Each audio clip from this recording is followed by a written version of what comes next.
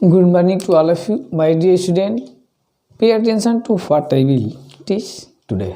Today I will teach Graham's law of diffusion. Graham की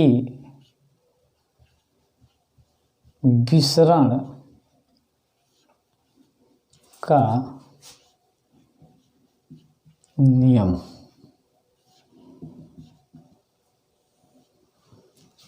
आज हम स्टडी करेंगे ग्राहम की विसरण का नियम।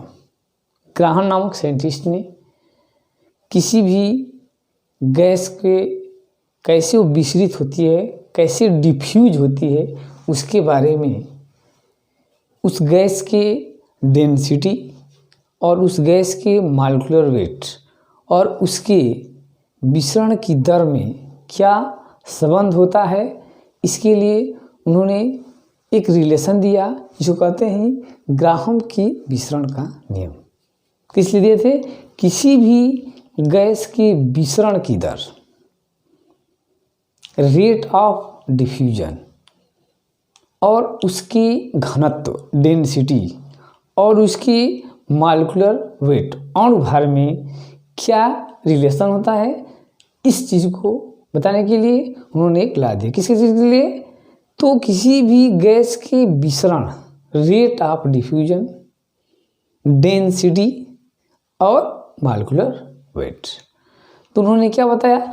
बताया कि ताप दाब की समान परिस्थितियों में, ताप दाब की समान परिस्थितियों में किसी भी गैस के विसरण होने की दर, विसरित होने की दर उसके घनत्वों के वर्गमूल के व्युत्क्रमानुपाती होता है।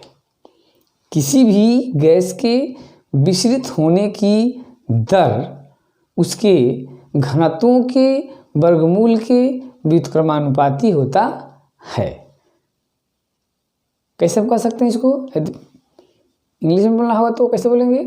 कह सकते हैं कि at similar condition of temperature and pressure the rate of diffusion of a gas is inversely proportional to square root of their density at similar condition of temperature and pressure the rate of diffusion of a gas is inversely proportional to square root of their density।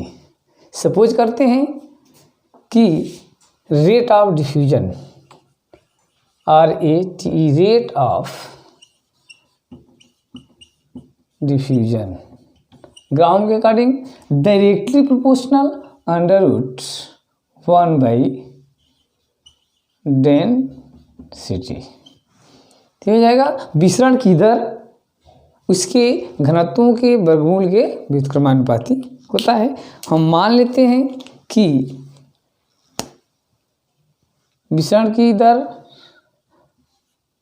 R1 कब? जब density क्या हो? D1 हो। R2 कब? जबकि density क्या हो? D2 हो। तो विसरण का, ग्राहम की विसरण का रूल लगाएंगे तो R1 equal under root 1 by D1 एक इक्वेशन बन जाएगा। R2 equal under root 1 by D2 equation number 2 बन जाएगा। अब हम इक्वेशन फर्स्ट और सेकेंड को क्या कर देंगे? मिला देंगे। तो इक्वेशन फर्स्ट और सेकेंड को मिलाइए। समीकरण 1 और 2 से मिला दीजिए तो R1 बटी R2 equal under root D2 बटे D1।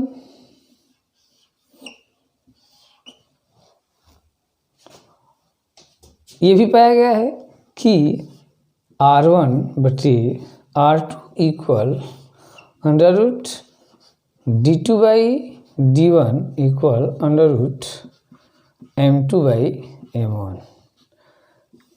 कहने का मीन्स ये है कि ताप दाब की समान परिस्थितियों में किसी भी गैस की विसरण की दर उनके अणु भारों के वर्गमूल के व्युत्क्रमानुपाती होता है। मीन्स जिस गैस का अणु भार अधिक होगा उसकी विसरण की दर कम होगी और जिस गैस का अणु भार कम होगा उसकी विसरण की दर अधिक होगी।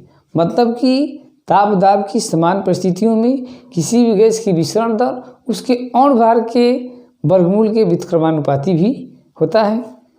तो हम लिख सकते हैं R1 by R2 equal under root D2 by D1 और M2 बाई M1। तो इस रिलेशन से हम किसी भी दिए हुए गैस के रेट के द्वारा उसका मॉलिक्यूलर वेट फाइंड कर सकते हैं और यदि उसका मॉलिक्यूलर वेट दिया हो तो हम रेट जो है कि फाइंड कर सकते हैं। इस तरह हम देखते हैं कि रेट ऑफ डिफ्यूजन किसे कहते हैं। What is rate of diffusion? Rate of diffusion क्या है?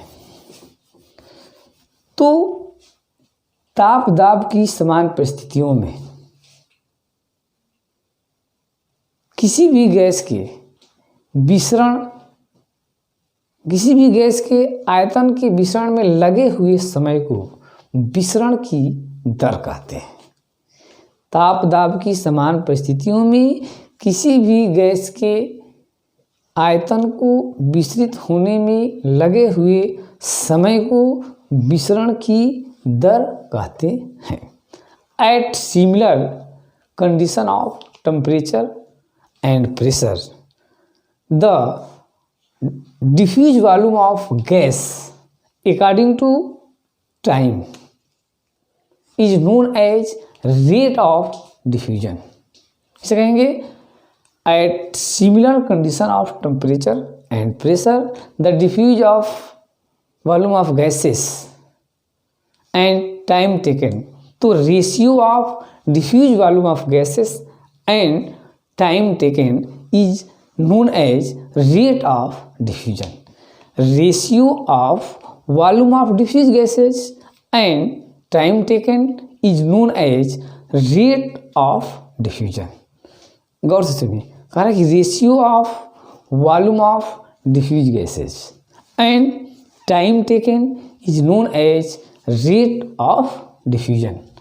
कैसे होगा कि at similar condition of temperature and pressure the ratio of volume of diffuse gases and time taken is known as rate of diffusion. तो rate of diffusion are equal diffuse volume by time taken।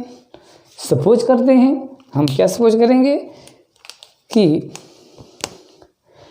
यदि T1 time में V1 volume diffuse होता है और T2 time में V2 volume diffuse होता है, then rate of diffusion R1 equal V1 by T1 और R2 equal V2 by T2।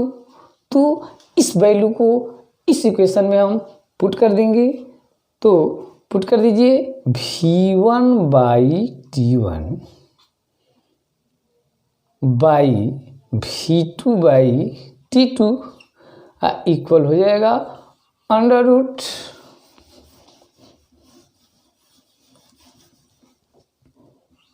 D2 by D1 और इक्वल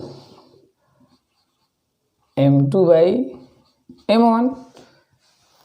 कह रहा है कि रेट ऑफ डिफ्यूजन क्या होता है? Rate of diffusion means diffuse volume by time taken.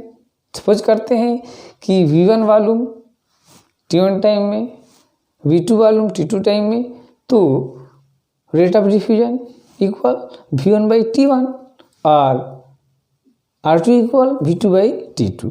अब इस वैल्यू को हम ग्राहम्स के इक्वेशन में रख देंगे। तो R1 की जगह पर क्या लिख देंगे? V1 बाई T1 बटे R2 की जगह पर क्या रख देंगे? V2 by T2 equal D2 by D1 equal M2 by M1 और लिख सकते हैं V1 by T1 equal T2 by V2 under root G2 by D1 equal under root M2 by M1। तो ये हो जाता है आपका फॉर्मूला ग्राहम का विसरण के नियम से, ठीक है ना।